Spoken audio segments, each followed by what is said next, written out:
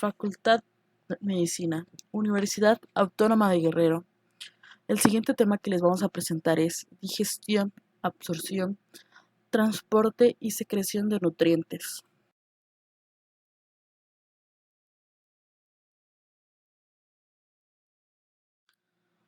El tubo digestivo está preparado, como primer número, para digerir proteínas, hidratos de carbono y lípidos de los alimentos y las bebidas ingeridas. 2. Absorber líquidos, micronutrientes y oligoelementos. 3. Establecer una barrera física e inmunitaria frente a los microorganismos, la materia exógena y posibles antígenos digeridos en los alimentos. El tubo digestivo humano está preparado para la ingestión y la absorción de los nutrientes, procedentes de una gran variedad de alimentos, que incluyen carnes, productos lácteos, frutas, verduras, granos, almidones complejos, azúcares, grasas y aceites. Dependiendo de la naturaleza de la dieta consumida, se digiere y se absorbe entre el 90 y el 97% de los alimentos. La mayor parte del material no absorbido es de origen vegetal. El tubo digestivo se extiende desde la boca hasta el ano e incluye las estructuras orofaringes, el esófago, el estómago, el hígado y la vesícula biliar, el páncreas y el intestino delgado y grueso. Constituye uno de los órganos de mayor tamaño del cuerpo, presenta la mayor área superficial, posee la mayor población de células inmunitarias y es uno de los tejidos más activos desde el punto de vista metabólico en el organismo. El intestino humano mide aproximadamente 7 centímetros de longitud y está configurado en un patrón de pliegues, fosas y protecciones digitoformes denominadas vellosidades. Las vellosidades están tapizadas por células epiteliales y por extensiones cilíndricas aún más pequeñas denominadas microvellosidades. Las células que recubren el tubo digestivo tienen una vida de aproximadamente entre 3 a 5 días y después se desprenden hacia la luz y son recicladas, sumándose al reservorio de nutrientes disponibles. Aproximadamente el 45% de las necesidades energéticas del intestino delgado y el 70% de las necesidades energéticas de las células que recubren el colon. La función óptima del tubo digestivo humano depende de un aporte de alimentos que del consumo de grandes cantidades de alimentos intercalados con ayunos prolongados.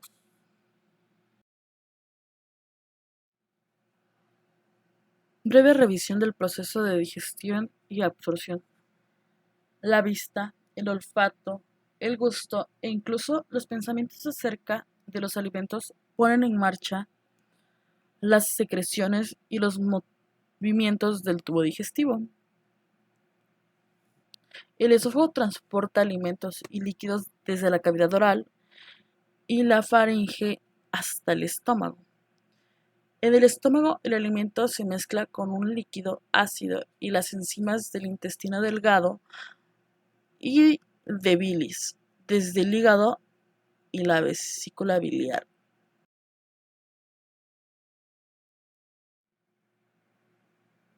Junto a las secreciones salivales y gástricas, las secreciones del páncreas, el intestino delgado y la vesícula biliar contribuyen con un aproximadamente de 7 a 9 litros de líquido al día, aproximadamente de 3 a 4 veces más líquidos de lo que se consume normalmente por vía oral. Se reabsorbe todo excepto aproximadamente de 100 a 150 mililitros de líquido total que entra en la luz.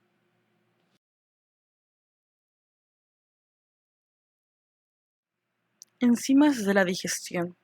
Las enzimas digestivas son sintetizadas por células especializadas de la boca, el estómago, el páncreas y el intestino delgado, y son liberadas hacia la luz.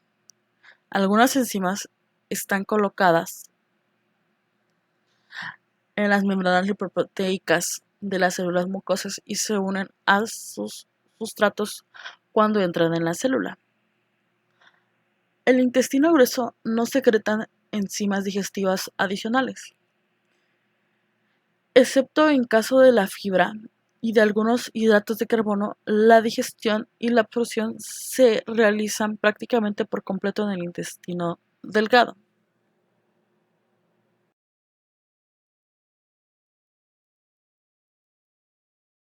Reguladores de la actividad digestiva. Está dada por nervios, neurotransmisores y hormonas neuropeptídicas.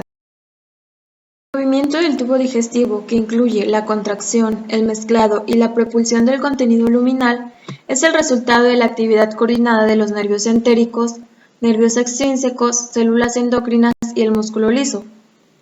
Los mecanismos neurales incluyen un sistema intrínseco formado por dos capas de nervios, incluidas en la pared intestinal, y un sistema externo de fibras nerviosas que entran y salen de los sistemas nervioso central y autónomo. Los receptores mucosos de la pared intestinal son sensibles a la composición del quimo, una sustancia semilíquida formada por ácidos, ácidos grasos y aminoácidos, y la distensión luminal, es decir, su replicación, y envían impulsos a través de los nervios submucosos y mientéricos. Los neurotransmisores y los neuropéptidos con pesos moleculares pequeños van a enviar señales a los nervios para que contraigan o relajen a los músculos, aumenten o reduzcan las secreciones de líquidos o modifiquen el flujo sanguíneo.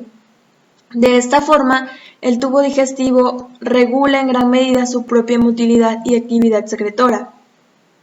Sin embargo, las señales procedentes del sistema nervioso central pueden superar al sistema entérico y afectar a la función digestiva. En pacientes con enfermedades digestivas, como por ejemplo infecciones, enfermedad inflamatoria intestinal, síndrome del intestino irritable, puede haber una sobreestimulación del sistema nervioso entérico que da lugar a la secreción anormal, alteración del flujo sanguíneo, aumento de la permeabilidad y alteración de la función inmunitaria.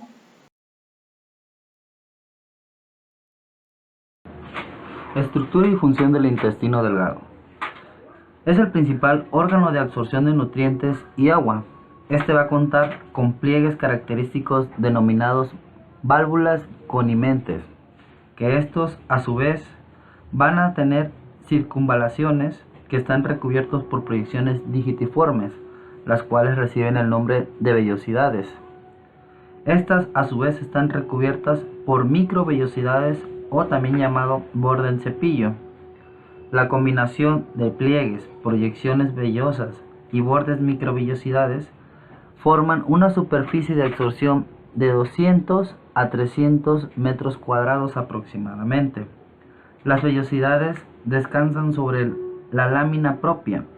Esta está formada por tejido conjuntivo, sangre y vasos linfáticos.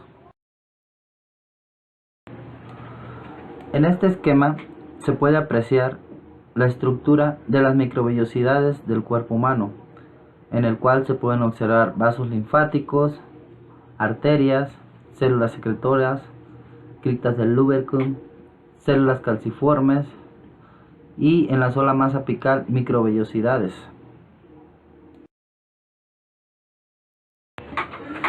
En promedio, el intestino absorberá de 150 a 300 gramos de monosacáridos, de 60 a 100 gramos de ácidos grasos, de 60 a 120 de aminoácidos y péptidos. Al finalizar, el intestino delgado, este habrá absorbido de 7 a 8 litros, excepto de 1 a 1.5 litros, secretado por las porciones superiores. Existe un reciclado de sales biliares en el cual se llevará a cabo, o también denominada circulación enterohepática. La zona distal del intestino delgado, también llamado ilio, ocurrirá la reabsorción de la vitamina B12. El 95% de las sales biliares secretadas por el hígado y por la vesícula biliar se absorberán en forma de ácidos biliares en el hilio distal. La emulsificación de grasas, seguida por su digestión, principalmente por la lipasa pancreática, esto dará a la formación de ácidos grasos libres y monosacáridos. Una vez que empieza la formación de ácidos grasos libres y monosacáridos, existirá la condensación de estos lípidos formando pequeñas micelas. Las micelas son pequeños agregados de ácidos grasos, colesterol, triglicéridos y otros lípidos que servirán de transporte para este. Después se desprenden de las micelas en la superficie de la capa de agua estática, formando así la esterificación para generar triglicéridos.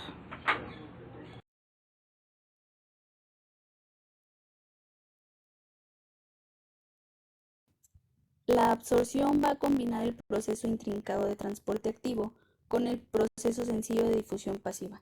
En la absorción, los nutrientes que van a ser los enterocitos y colonocitos van a atravesar las células de la mucosa intestinal y van a dirigirse hacia la circulación linfática o por el sistema venoso hacia el hígado. La difusión va a suponer el movimiento aleatorio a través de aberturas de las membranas de las paredes de las células mucosas o entre las mismas utilizando proteínas de canales por difusión pasiva o proteínas transportadoras en la difusión facilitada. Bueno, en el transporte activo se va a suponer la aportación de energía para desplazar los iones y otras sustancias en combinación con una proteína transportadora. Algunos nutrientes pueden compartir el mismo transportador y por tanto compiten por su absorción. Los sistemas de transporte se pueden saturar, retrasando así la absorción del nutriente, y algunas moléculas se van a desplazar desde la luz intestinal hacia las células mucosas por medio de bombas que precisan un transportador y energía procedente del trifosfato de adenosina. La absorción de la glucosa, el sodio, la lactosa, el potasio, el magnesio, el fosfato, el yodo, el calcio, el hierro y los aminoácidos se van a producir de esta forma. La pinocitosis se describe como la absorción o englobamiento de una gota pequeña de contenido intestinal por parte de la membrana de la célula intestinal. Esta va a permitir que se absorban partículas grandes como proteínas enteras en cantidades pequeñas. Intestino grueso. El intestino grueso es la porción tubular del aparato digestivo que se extiende desde el estómago hasta el ano, y en el cual se completa la digestión de los alimentos y se verifica la absorción de los productos útiles resultantes.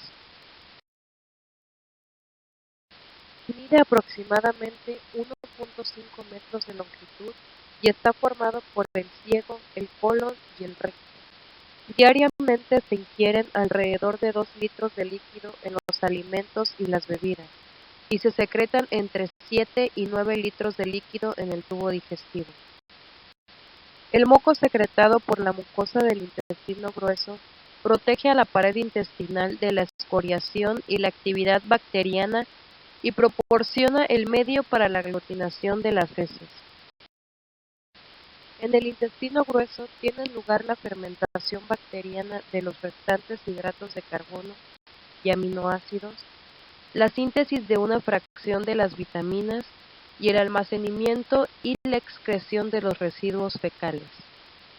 La defecación o expulsión de las heces a través del recto y del ano se produce con una frecuencia que varía desde 3 veces al día hasta una vez cada 3 días o más. El peso medio de las heces está en el intervalo de 100 a 200 gramos y el tiempo de tránsito desde la boca hasta el ano puede variar desde 18 hasta 72 horas. Acción bacteriana. La acción bacteriana tiene su máxima intensidad en el intestino grueso. Después de una comida, la fibra de la dieta, los almidones resistentes, los fragmentos residuales de aminoácidos y el moco desprendido del intestino son fermentados en el colon. Las bacterias colónicas contribuyen a la formación de gases, por ejemplo, hidrógeno, dióxido de carbono, nitrógeno y en algunas personas metano, y ácidos, por ejemplo, ácidos acético, propiónico, butírico y a veces láctico. Durante este proceso se forman varios nutrientes mediante síntesis bacteriana, como por ejemplo, nutrientes sintetizados incluyen vitamina K, vitamina B12, tiamina y riboflavina.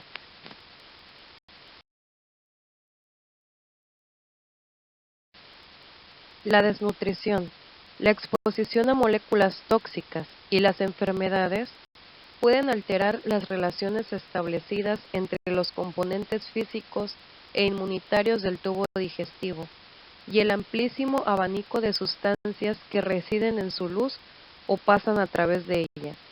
Por consiguiente, los elementos inmunitarios del tubo digestivo de cada individuo han de enfrentarse a una tarea formidable. Estos componentes deben de 1. Desplegar un ataque y posteriormente desactivarlo frente a los patógenos invasores transitorios que logran acceder al tubo digestivo. 2. Evitar la aparición de respuestas alérgicas locales y sistémicas frente a los componentes antigénicos de los péptidos. Y 3. Tolerar los miles de especies de bacterias diferentes que colonizan el tubo digestivo, así como sus secreciones y los productos de su degradación en componentes de la pared celular, fragmentos de ADN y péptidos.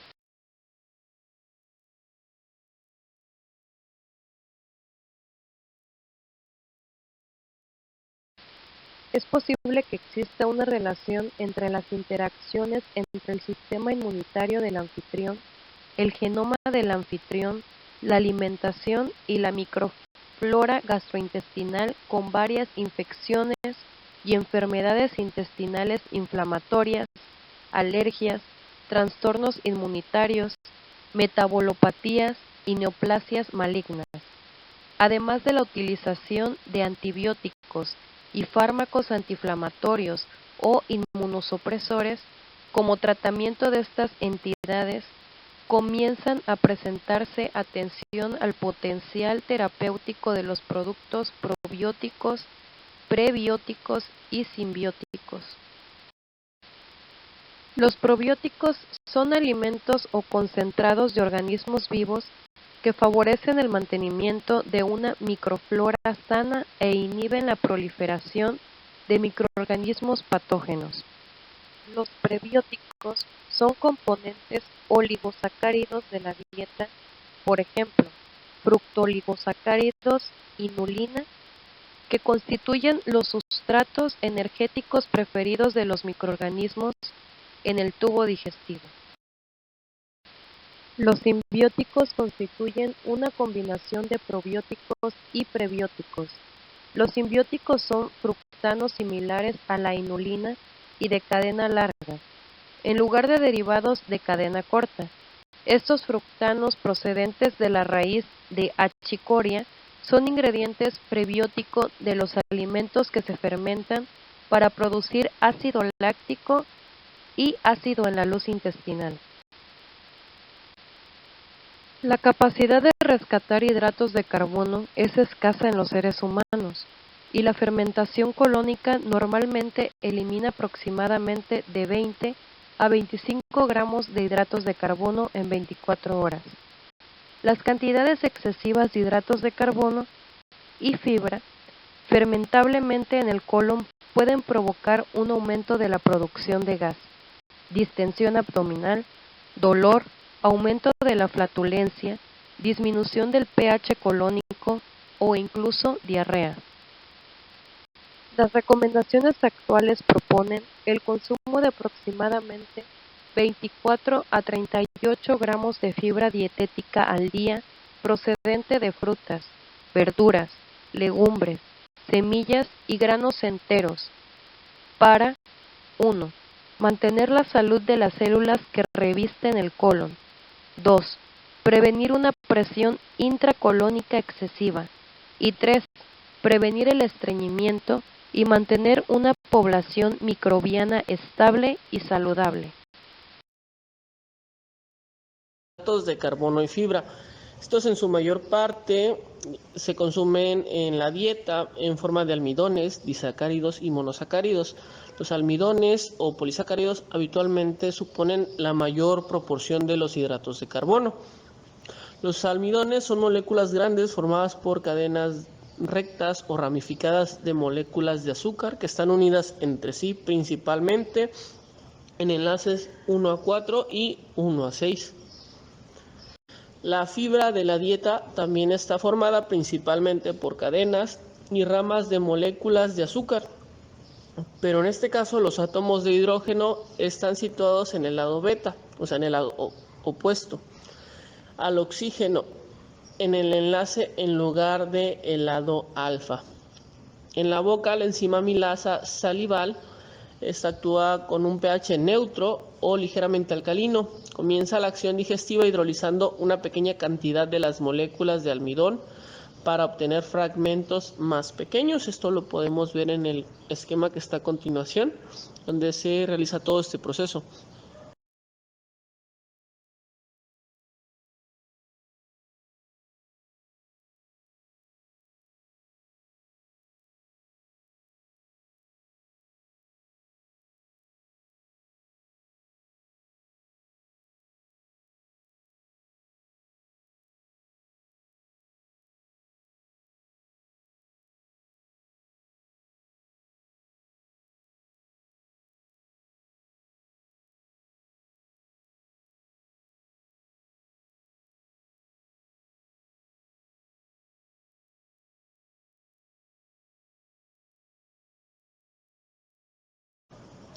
La amilasa pancreática hidroliza las grandes moléculas de almidón en los enlaces 1 y 4 para dar lugar a la maltosa, la maltotriosa y dextrinas procedentes de las ramas de la amilopectina.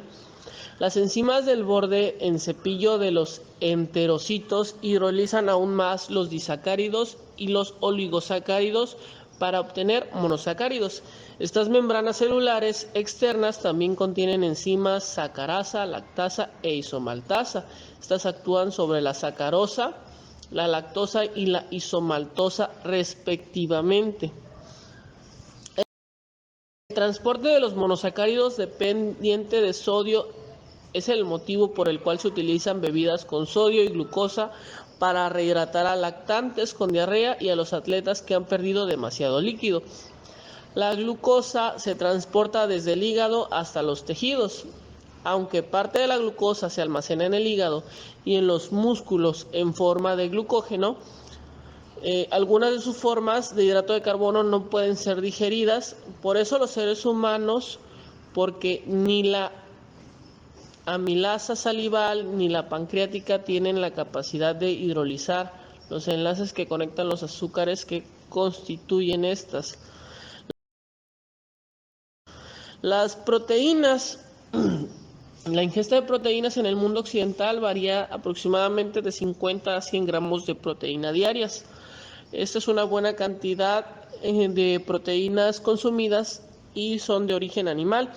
La digestión de las proteínas comienza en el estómago, donde algunas de las proteínas son hidrolizadas para dar proteosas, peptonas y polipéptidos grandes. El contacto entre el quino y la mucosa intestinal estimulan la liberación de enterocinasa. Esta es una enzima que transforma el tripsinógeno pancreático inactivo en tripsina activa, que es la principal enzima pancreática, y esta digiere las proteínas. Peptidasas proteolíticas localizadas en el borde en cepillo también actúan sobre los polipéptidos, escindiéndolos para dar aminoácidos dipépticos y tripépticos. Los productos finales de la digestión de las proteínas se absorben en forma de aminoácido y de péptidos pequeños. Son necesarias varias moléculas transportadoras para los diferentes aminoácidos, probablemente debido a las amplias diferencias de tamaño, polaridad y configuración de los diferentes aminoácidos. Por último, la presencia de los anticuerpos frente a muchas proteínas alimentarias en la circulación de las personas sanas indica que cantidades inmunitariamente significativas de péptidos intactos grandes están escapando a la hidrólisis y estas pueden entrar a la circulación portal. Lípidos. El 97% de los lípidos de la dieta está en forma de triglicéridos y el resto en forma de fosfolípidos y colesterol. La lipasa gástrica hidroliza algunos triglicéridos, especialmente los que son de cadena corta, esto para dar ácidos grasos y glicerol. La mayoría de la digestión de las grasas tiene lugar en el intestino delgado como consecuencia de la acción emulsificante de las sales biliares y la hidrólisis por lipasa pancreática.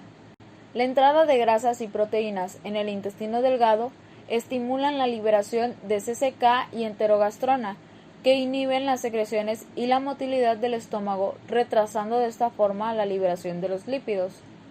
Como consecuencia, una porción de una comida copiosa y rica en grasas puede permanecer en el estómago durante 4 horas o más. Otra función de la CCK es que estimula la secreción biliar y la pancreática. La bilis es una secreción hepática que va a estar formada por ácidos biliares, pigmentos biliares, sales inorgánicas, algunas proteínas, colesterol, lecitina y compuestos como fármacos desintoxicados que son metabolizados y secretados por el hígado. La vesícula biliar cada día secreta aproximadamente 1 litro de bilis en respuesta al estímulo del alimento en el duodeno y el estómago. Los ácidos grasos libres y monoglicéridos se producen en la digestión. Ahí se van a formar complejos con sales biliares denominados micelas. Estas facilitan el paso de los lípidos a través del entorno acuoso de la luz intestinal hasta el borde en cepillo. Liberan los componentes lipídicos y vuelven a la luz intestinal. La mayor parte de las sales biliares son reabsorbidas de forma activa en el ilion terminal y vuelven al hígado para volver a entrar en el tubo digestivo con las secreciones biliares. A este proceso se le va a llamar circulación enterohepática. En las de la mucosa, los ácidos grasos y los monoglicéridos se vuelven a ensamblar para dar nuevos triglicéridos, algunos de ellos sometidos a una digestión adicional para dar ácidos grasos y glicerol, y después se vuelven a ensamblar para formar triglicéridos. Estos triglicéridos, junto con el colesterol, las vitaminas liposolubles y los fosfolípidos, son rodeados por una cubierta de lipoproteína formando kilomicrones. Estos son transportados por el torrente sanguíneo a diversos tejidos, como el hígado, el tejido adiposo y el músculo. En el hígado, los triglicéridos procedentes de los kilomicrones son reempaquetados en lipoproteínas de muy baja densidad y transportados principalmente hasta el tejido adiposo para su metabolismo y almacenamiento. Vitaminas liposolubles.